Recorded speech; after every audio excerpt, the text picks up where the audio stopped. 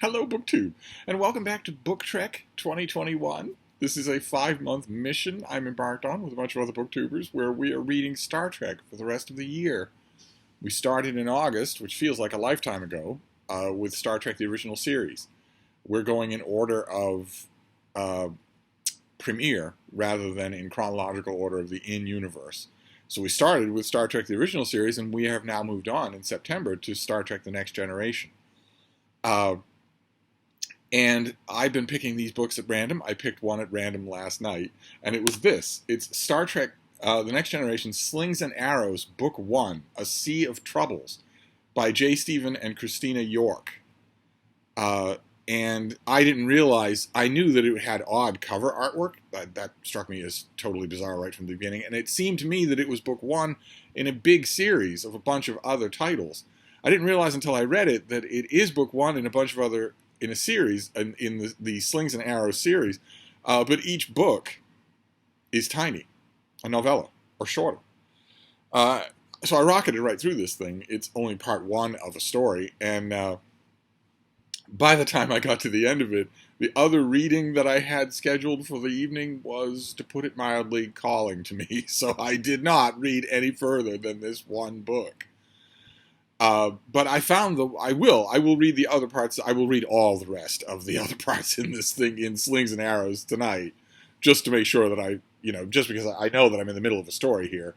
I won't necessarily report on them tomorrow. I'll probably move on to something else tomorrow, but I can't just leave this up in the air. I didn't know that this was not going to be the first installment in a series, but rather the first chapter in a book. I didn't really realize that.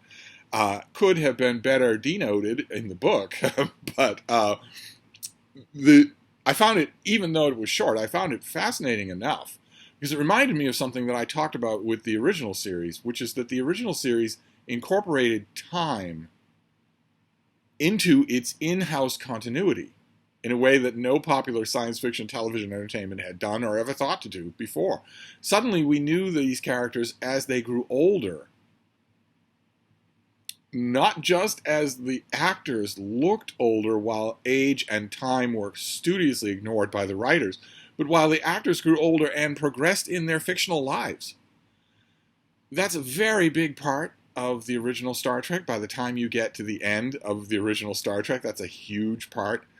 And I always just reflexively think of it as not being much of a part of any other incarnation of Star Trek because, among other reasons, they haven't been around long enough.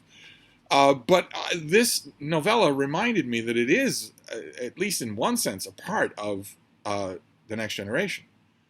Because in canon, continuity events in the Star Trek universe progress even after Star Trek The Next Generation went off the air. And this book is all about that. It's all about part of that. Because one thing that happens... the Federation of Jean-Luc Picard's day in the USS Enterprise D faces threats from the Borg, and they have an unsteady alliance with the Klingons, and they face the Romulans and a whole bunch of other things. But a plotline that develops later in the show, not in the chronology, a problem that develops later in Star Trek Deep Space Nine, is an invasion from outside this quadrant of the galaxy. This quadrant of the Star Trek galaxy is pretty much divided more or less equally by a few different species. There's the Federation, made up of a whole bunch of worlds. There's the Klingons, there's the Romulans, there's the Tholians, maybe a bunch of others. And they squabble and war amongst each other. And that is the grist for all 3 seasons of the original Star Trek and quite a bit else. But in Deep Space Nine, in Star Trek Deep Space Nine, after a while, after the show, once the show gets its footing, this whole quadrant of space, the Alpha Quadrant, is invaded by another quadrant of space, by a totally different alien threat that doesn't want to ally itself with the Cardassians or the Klingons or the Federation. Ultimately, it wants to rule them all. That's the Dominion that comes from the Gamma Quadrant. And I confess, when I was watching and very much enjoying Deep Space Nine, especially when Deep Space Nine started to take on to itself the role of history of the Federation. Once it started to do that, I think it really found its feet. And I enjoyed it very much, but even so, I was chafing to know what the starships were doing. It was maddening. Deep Space Nine is set, as the title implies, on a space station. It was maddening to know that all of these frontline massive battles were taking place, intrigues, probably all sorts of sideline adventures, that all of these things were happening to Excelsior-class starships when we knew nothing about it. We barely even hear about the Enterprise on Deep Space Nine in the Dominion War. When we know that as the Starfleet's flagship, it would have to have taken an active part in the Dominion War and maybe survived destruction by the skin of its teeth. This novella, I'm assuming this whole story, takes place after Star Trek Generations. So after the Enterprise D crashes, it is destroyed. It's lost in that episode, and is recommissioned as the Enterprise E, what's referred to in this novella throughout in a very militaristic fashion as the E. It's recommissioned as a Sovereign-class starship, the Enterprise E, and it is a very, very different ship. We're told in the course of this novella all sorts of superficial differences, meeting rooms in different places, turbolift or corridor iconography that's set up a little different. But the main difference between it is also alluded to in this book, which is that the Enterprise E is a ship of war, whereas the Enterprise NCC 1701, no bloody A, B, C, or D, and the Enterprise A, and the Enterprise B, and the Enterprise C, and the Enterprise D are meant to fulfill the primary role of the Federation, which is to seek out and explore new life and new civilizations, to boldly go where no one has gone before. An exploratory vessel full of science, full of civilians, intent on extending the Federation's mission of tolerance and goodwill throughout the galaxy. Yes, heavily armed, but only because, as the Starship Enterprise, as Star Trek Enterprise taught us in a classic episode that we'll be getting to in December, you can't go out into the wilds of the galaxy without a lot of weapons. You just can't do it. You'll be taken advantage of immediately. But not primarily a warship. Whereas the Enterprise E, the Sovereign-class starship, is very clearly a warship. You don't even need a character to tell you that. You just need to look at it. It looks very much different, very harsher, very much more militaristic. And we're told that in this novella.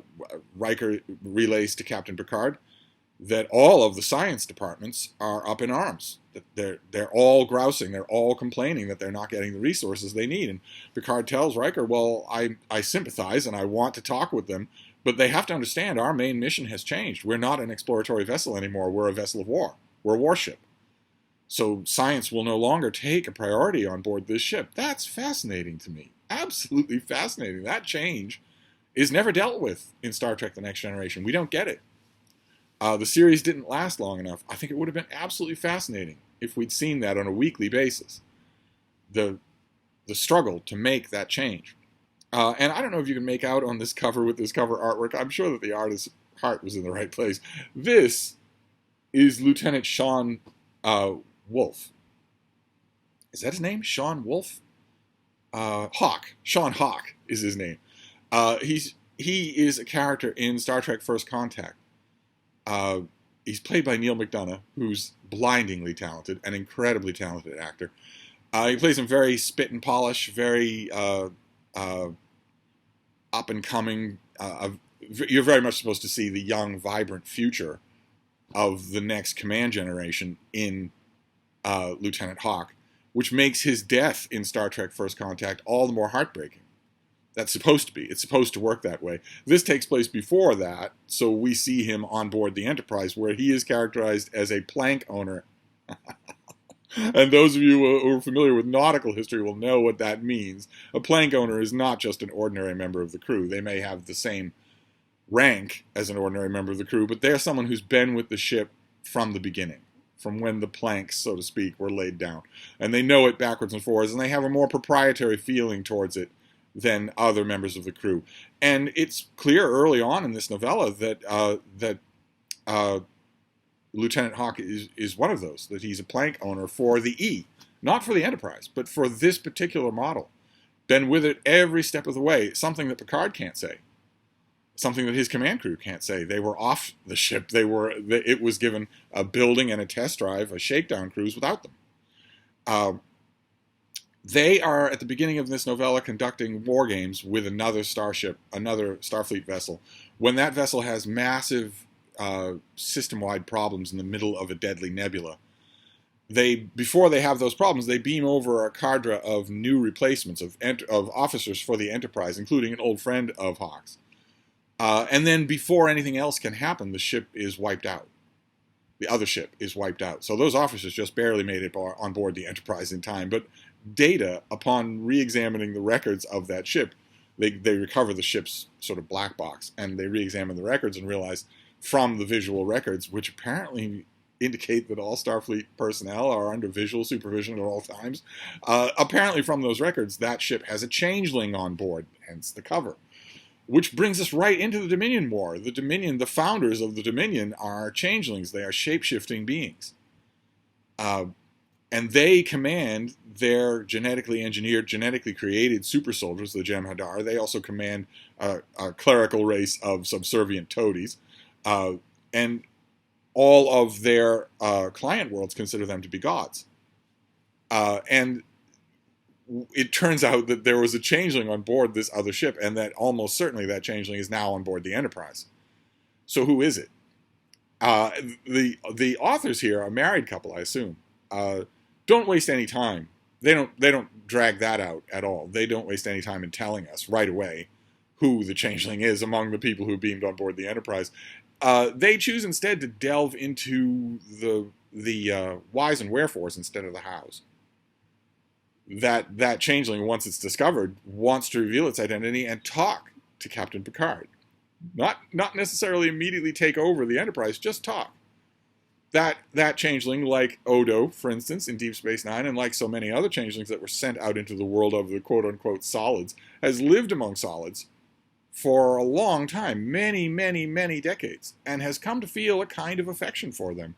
Weird as they are. They don't shape change, they don't meld with each other. But this shape changer has come to feel a kind of affection for solids, and therefore a little bit of disaffection with the Dominion, with its fellow founders. It tells Picard, you will certainly lose. The Dominion has faced civilizations like yours many times and conquered them all. There's no way that you can win.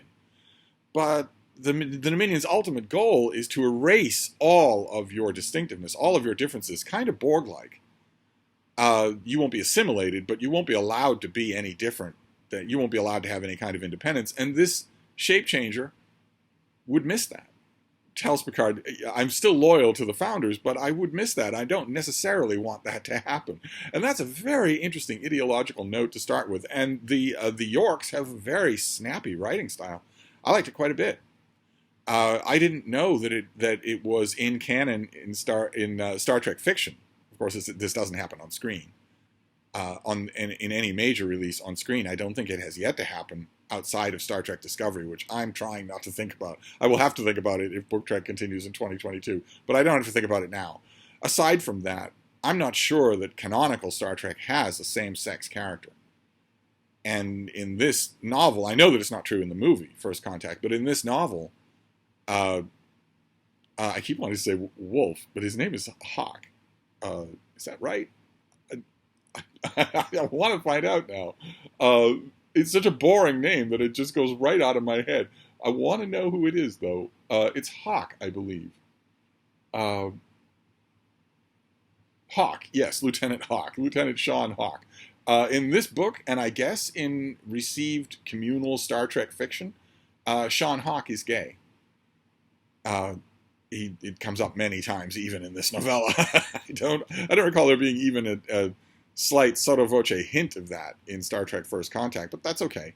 I wonder sometimes, reading details like that and knowing that this whole series of novellas was written by different authors, I often wonder. I've talked many times in BookTrek about a series Bible that is circulated to commissioned writers of official fiction by the studio. Here are the things you cannot do. Here are the things you can do. I wonder if there's an unofficial version of that Bible, or even an official one, that tells you what other Trek authors have done to sort of, kind of, create a homogeneous fictional world along the lines of the extended universe in Star Wars, where if 20 of your fellow pastiche fiction writers have all said thing X about character Y, then you should say thing X about character Y, and we're not going to let you not do that. I often wonder about that. I know that has gone on to absurd lengths. Even in Star Trek fiction, you are not basically allowed to contradict that unofficial series Bible. And I wonder what it says about all of these things. But I didn't feel left out at all here. I didn't feel, for instance, crucially, I didn't feel like I needed to know much about the events that happen in Deep Space Nine. It's all sort of well fleshed out, even for so short a work. So I enjoyed it. And I enjoyed especially the three-dimensional, if no pun intended, portrayal of the shapeshifter. I'll be interested in reading the rest of this book, especially since we don't know what the Enterprise does during the Dominion War. We have no idea. Hints here and there, but even in the height of the Dominion War, when Deep Space Nine is in the thick of it, and we're hearing all about starship conflicts, starship victories and defeats, the Enterprise is hardly ever the name that comes up. For instance, the conclusion to one of my favorite two-part Star Trek episodes of them all is Deep Space Nine beleaguered, attacked by Klingons, almost at the edge of defeat, and being told that a relief force is on the way under Admiral Haster, not under Jean-Luc Picard. No mention of the Enterprise there. So what was the Enterprise doing? What is it doing as one starship among many? What's the flagship doing during the most serious war the Federation has faced in 100 years? This series, I imagine, tells a lot of that. I thought it was fascinating that even in this opening novella, we are told that Picard is a legend by this point. Apparently his legend started with his 20-something command of the Stargazer and was only enhanced by his command of the Enterprise D. But he is, the Yorks tell us early in this novella that he is known for non-fraternization. He's known for being a colder, more authoritarian figure than some other Starfleet captains. I assume one of the examples of that would be Captain Kirk. And Picard, in the original parts of this novella, seems to know that. He reflects on it a bit, and maybe wants to fix it. Those are little elements that I like, little things like that. I don't know how canonical they are, but I like them. I'm going to read the rest of Slings and Arrows tonight, but I'm going to pick a different Next Generation novel for tomorrow. I'm not going to just keep talking about this one. I'd be curious to know. This makes me want. I know there was a series of books that I read quickly and a little bit dismissively. They were Deep Space Nine novels called Tales of the Dominion War, and I believe, if I remember correctly, that several of those novels mention the Enterprise. But I don't know, off the top of my head, I don't know if I've read a novel about the Enterprise during the Dominion War. I'll have to see if there is such a thing. And if maybe it's a Next Generation novel so that I could read it for BookTrek 2021. Or maybe you Next Generation lawyers out there can tell me, since every time I open my yap about the Next Generation, I get emails from people that are 30 pages long, citing star dates, which at first annoyed me. Because I have some standing informal rules. I leave my email on every video, and I welcome you to email me. I leave a few standing informal rules, one of which is don't send me 1,000, 2,000, 3,000 word emails. That's work. That's not communication. If you met me on the street, you wouldn't say, "Hi, Steve," and then say, "Okay, don't speak. I want to talk for the next 20 consecutive minutes without stopping. And I want you to remember all the points that I'm making and address them in order in detail as soon as I'm done. But this is not a conversation." You wouldn't do that. In a million years. I leave my email for friendly communication, not so that you can put me for unpaid work. That's one of my unwritten rules. If you send me a 2,000-word email saying, I'd like your opinions about these 16 authors, I'd like you to compare them to these 16 other authors, and please feel free to go on at length. Well, yes, I imagine so. No, I'm going to look at that and think, okay, this person wants me to do unpaid work of exactly the kind of work that I do get paid for. So in my mind, I always say, oh, okay, I'll file this away and I will get back to it. But I never do. And why should I? Honestly, that's not friendly communication at all. At first, I reacted to these long, lawyerly Next Generation emails the same way. Actually, you were wrong about this micro point that you made because of this detail of this dialogue in this episode of season 4.1 that happened on this day in such and such a year, and I remember because I was having this kind of tapioca pudding. And Originally, my reaction to those long, lawyerly emails was the same way. And then I realized that a point that I've made before about the next generation, which is that a lot of you not only grew up with this as your Star Trek, but grew up with it in a different way than those of us who loved the original series grew up with the original series. The original series came from nowhere. And it came at a time when those of us who were adults at the time were hungry for good science fiction on TV. That's what we were looking for. We were looking for good science fiction. We weren't looking much for anything else. We were finding those other aspects of life elsewhere. We were looking for good science fiction. I imagine a lot of black Americans were looking at Lieutenant Uhura and saying, yes, yes, she is not a deckhand. She's a bridge officer. Fantastic. Just incredible. I imagine that a lot of women who hadn't seen anything like three-dimensional women on especially science fiction on television, were looking at Uhura and at Christine Chapel, who bullies Mr. Spock when she needs to, looking at Uhura. At one point, a mind-controlled, inhibition-lowered Sulu grabs Uhura on the bridge and refers to her as Fair Maiden. And her response to him before pushing him away is, sorry, neither. Oh, that's incredible. You pass right over it in that episode. It's a terrific episode. You pass right over it, but that's amazing for a black female character to say that in 1960s TV. That's incredible. Anyway, I imagine that there was that element of a sort of a more personal fulfillment involved, but most of the people who were watching the original series were watching it to see good science fiction on TV. And we didn't always get that with the original series, but when we did, we got it to cheer for. I'm telling you, all of the science fiction addicts, those of us who were reading Asimov's and Astounding and lapping this stuff up, hunting the spinner racks at our used bookstores for more science fiction to read, those of us who came to the original Star Trek for that, set up an absolute cheer when Scotty, the chief engineer on board the Enterprise, turns to Captain Kirk and says, I cannot change the laws of physics. I've got to have 30 minutes. That is science fiction trumping the day. That was incredible. Just incredible. That was a clear sign that this was not going to be just dumb magic, just dumb doublespeak. Now, that tech speak, that technobabble speak, did make its way into Star Trek. It's there in spades in The Next Generation, and the critics of Star Trek Voyager say that it reaches its unholy apotheosis in Star Trek Voyager. But I believe that Next Generation fans came to that show for very different things.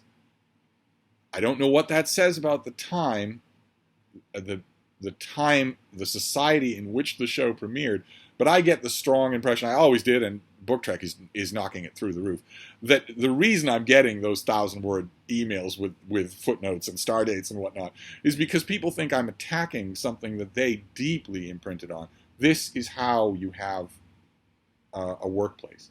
This is how you treat your co-workers. This is what you strive for in life. Constantly learning new things, constantly striving to be more than yourself, Lieutenant Data, Lieutenant Worf. And above all, a Starfleet officer's first duty is to the truth. And on top of all of that, Jean-Luc Picard telling you that all of that is true. As the ultimate science fiction father figure.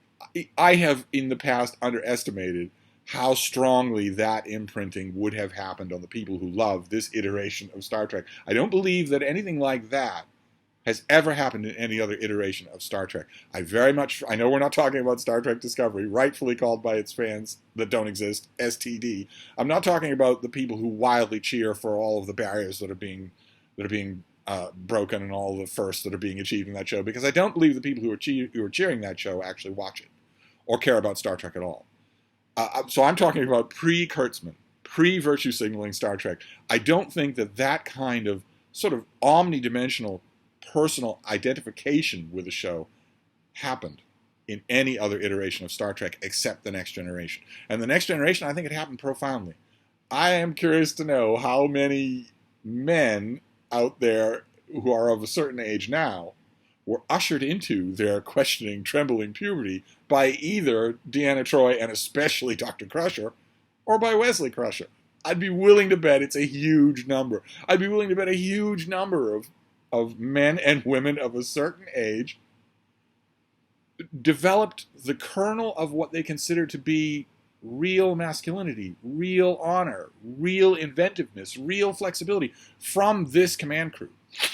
And most especially, moral rectitude, which came from this father figure, who was often unsure about little details of the plot, but was never unsure, ever, about what was right and wrong.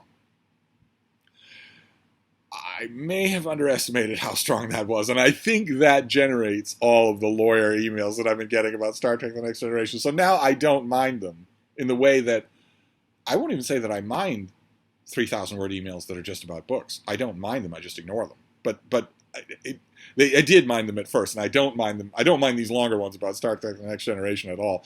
I do want to stress that you being able to unearth a season 6 detail of dialogue in one episode that seems to contradict a huge problem, that seems to fix a huge conceptual problem from the previous 6 seasons, does not rescue any one episode, and it certainly doesn't rescue any one book. I'm judging these books by how well they read, not by how well they fit into, what is it now, 30 years of articulated continuity and all sorts of websites.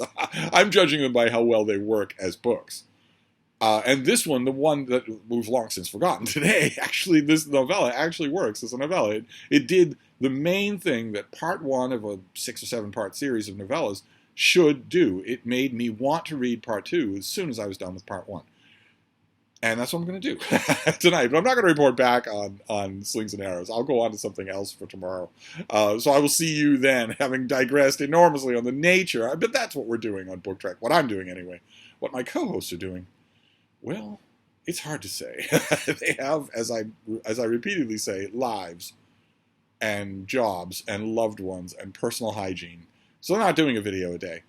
But what I'm doing is trying to understand Star Trek The Next Generation, and by extension, trying to understand its diehard fans, who I've been dealing with since the show aired. I'm trying to understand them, and the first step was to divorce Star Trek The Next Generation from the original Star Trek. I did that a while ago. Now I'm trying to understand not only the dramatic appeal of Star Trek The Next Generation, if there is any. My uncharitable view for years was that it didn't have any dramatic appeal. It was just what imprinted on a whole generation, and they were therefore excusing it in the way that fans of the original Star Trek excuse how bad it can sometimes be. I'm now wondering how much more there is to that, and I'm going to be looking at that. So I freely admit that we're halfway through September. For the second half of September, I'm not only going to be exploring The Next Generation in order to understand it, I'm also going to be psychoanalyzing you, if you're a Next Generation fan. If you were imprinted by this show in the massive, systematic, personal way that I'm talking about, I'll be psychoanalyzing you as well, deciding whether or not you are, in fact, an independent life form. But that won't affect tomorrow's reading. We'll see what tomorrow's book is. So I'll wrap this up, and I'll see you then. Thank you, BookTube.